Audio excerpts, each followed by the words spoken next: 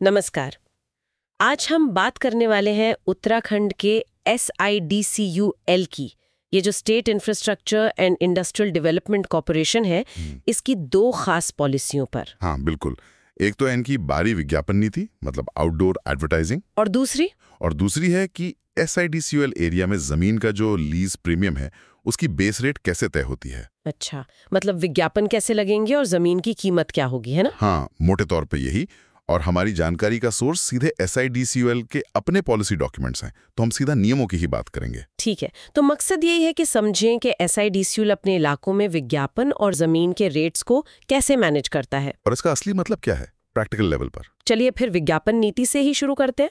सुनने में तो ऐसा लगता है कि हर पोस्टर, बैनर, हर चीज के लिए नियम होंगे। हाँ, नियम तो हैं, पर SIDCUL ने इसे थोड़ा आसान बनाने के लिए कह सकते हैं 3 कैटेगरीज में बांटा है। 3 कैटेगरीज कैसी? एक है डीम्ड कंसेंट, मतलब कुछ मामलों में मान लिया जाता है कि हाँ आपको परमिशन है। ओके। दूसरा है एक्सप्रेस कंसेंट, यहाँ आपको बाकायदा मतलब लिखकर इजाजत लेनी होगी। अच्छा, और तीसरा है टेंडर प्रक्रिया। ये कुछ खास जगहों के लिए है जहाँ टेंडर के जरिए ही विज्ञापन की जगह मिलती है। तो ये डीम्ड कंसेंट वाला मामला क्या है? मतलब कौन से विज्ञापनों के लिए मान लिया जाता है कि इजाजत है? देखिए, ज्यादातर छोटे और जानकारी देने वाले विज्ञापन, जैसे कोई सरकारी सूचना बोर्ड, बस का टाइम टेबल वगैरह, जिनका साइज 1.5 वर्ग मीटर से कम हो, या फिर किसी घर का नंबर प्लेट या नो पार्किंग का छोटा सा बोर्ड, इनका साइज और भी कम, 0.3 वर्ग मीटर, और इन पर रोशनी नहीं लगा सकते। अच्छा, मतलब बहुत ही बेसिक चीजें। हाँ, इसी तरह किसी दुकान या ऑफिस के बाहर छोटा सा नाम का बोर्ड, या फिर स्कूल, अस्पताल, होटल वगैरह के साइन बोर्ड, अगर उनकी जमीन 2 एकड़ तक है, इनके लिए साइज थोड़ा बड़ा, 1.6 वर्ग मीटर तक हो सकता है। और टेम्पररी विज्ञापन, जैसे मकान बिकाऊ है या कोई मेले का पोस्टर, वो भी डीम्ड कंसेंट में आ सकते हैं, पर उनके लिए साइज, ऊंचाई और कितने दिन लगेंगे, इस पर काफी सख्त नियम है। जैसे ऊंचाई 4.6 मीटर से ज्यादा नहीं, और रोशनी की इजाजत नहीं है। समझ गए। तो ये तो हुई छोटी मोटी चीजें, पर अगर किसी को बड़ा विज्ञापन लगाना हो, बैनर या कोई बड़ा होर्डिंग, हाँ, वहीं पर एक्सप्रेस कंसेंट की जरूरत पड़ती है।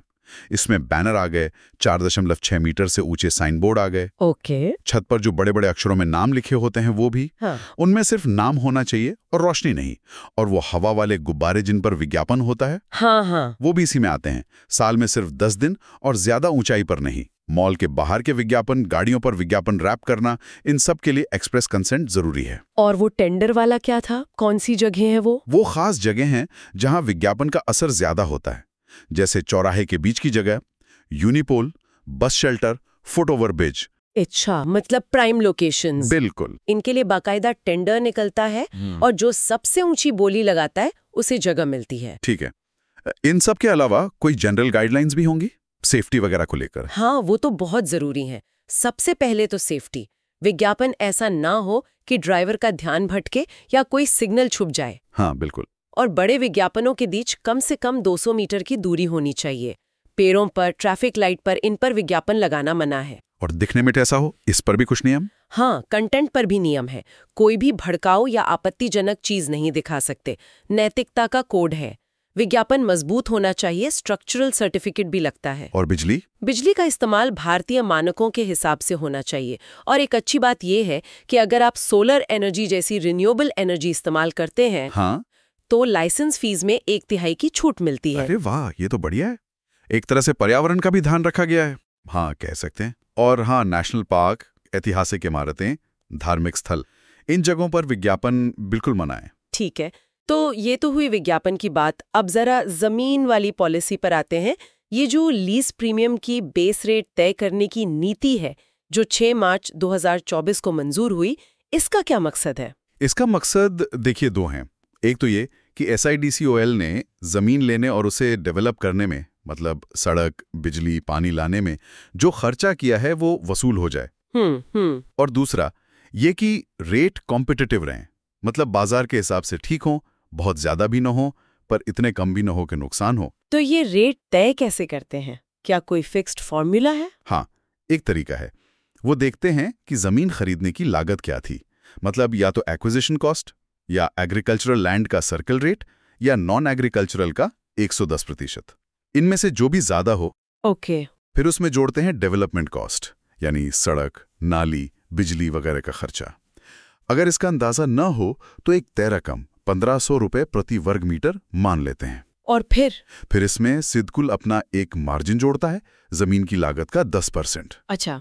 इस पूरी टोटल कॉस्ट को जितनी जमीन अलॉट होनी है उसके एरिया से भाग दे देते हैं, तो प्रति वर्ग मीटर की बेस रेट निकल आती है। Base rate. पर क्या ये बेस रेट सबके लिए एक जैसी होती है? मतलब फैक्ट्री लगाने वाले के लिए भी और दुकान खोलने वाले के लिए भी? नहीं, यहीं पर एक और फैक्टर आता है, इस्तेमाल के आधार पर। इसे कहते हैं मल्टीप्लिकेशन फैक्टर। अच्छा, वो कैसे काम करता है? अगर जमीन इंडस्ट्रियल यूज के लिए है तो बेस रेट ही लगती है, फैक्टर हुआ 1। ठीक। अगर इंस्टीट्यूशनल है जैसे स्कूल, अस्पताल, तो रेट 1.25 गुना हो जाता है। ओके। अगर रेजिडेंशियल है तो 2 गुना, और अगर कमर्शियल है मतलब दुकान, मॉल वगैरह, तो सबसे ज्यादा 2.5 गुना। 2.5 गुना कमर्शियल के लिए? ये तो काफी ज्यादा अंतर है। हाँ बिल्कुल, साफ है कि कमर्शियल जमीन सबसे महंगी रखी गई है। शायद ये बड़े उद्योगों को थोड़ी रियायत देने का तरीका हो सकता है। और जो एरिया पहले से बने हुए हैं, पुराने SIDCUL एरिया, उनकी रेट्स का क्या होता है? उनकी रेट्स की हर साल समीक्षा होती है, मतलब रिव्यू होता है। हर साल? हाँ, अगर लगता है कि बाजार के मुकाबले रेट कम है या वहाँ कोई बड़ा इंफ्रास्ट्रक्चर का काम हुआ है तो रेट बढ़ाई जा सकती हैं। और अगर कुछ ना हो तो? अगर कोई खास वजह ना हो तो भी आमतौर पर कम से कम 5% की बढ़ोतरी तो कर ही देते हैं। और हाँ, अगर किसी जगह की डिमांड बहुत ज्यादा हो तो SIDCU बेस रेट से ऊपर बोली लगाकर भी जमीन दे सकता है। मतलब बेस रेट मिनिमम है, उससे ऊपर जा सकते हैं? हाँ, लेकिन रेट कम करनी हो तो उसके लिए बोर्ड की मंजूरी चाहिए होती है। तो कुल मिलाकर देखें तो SIDCU एक तरफ तो विज्ञापन नीति से बाहरी दिखावट, सुरक्षा और कुछ हद तक पर्यावरण का भी ध्यान रख रहा है। हाँ, सौर ऊर्जा वाली छूट उसी तरफ इशारा करती है। और दूसरी तरफ भूमि नीति से वो अपनी लागत वसूलने के साथ साथ जमीन के इस्तेमाल के हिसाब से कीमतें तय करके शायद एक तरह का संतुलन बनाने की कोशिश कर रहा है। बिल्कुल सही कहा। ये दोनों नीतियां दिखाती हैं कि कैसे एक authority business interest, public safety, aesthetics और अपनी फाइनेंशियल सस्टेनेबिलिटी के बीच तालमेल बिठाने की जद्दोजहद करती हैं। हाँ, ये संतुलन साधना हमेशा मुश्किल होता है। और सोचने वाली बात यह भी है कि क्या ये नियम जमीनी हकीकत में उतने ही प्रभावी हैं? जैसे क्या कमर्शियल जमीन की ये ऊंची दरें छोटे व्यापारियों के लिए एक बड़ी रुकावट बन जाती हैं, या ये वाकई बड़े निवेश को खींचने की एक सोची समझी रणनीति है? ये सवाल इन नीतियों के असल असर को समझने के लिए जरूरी है।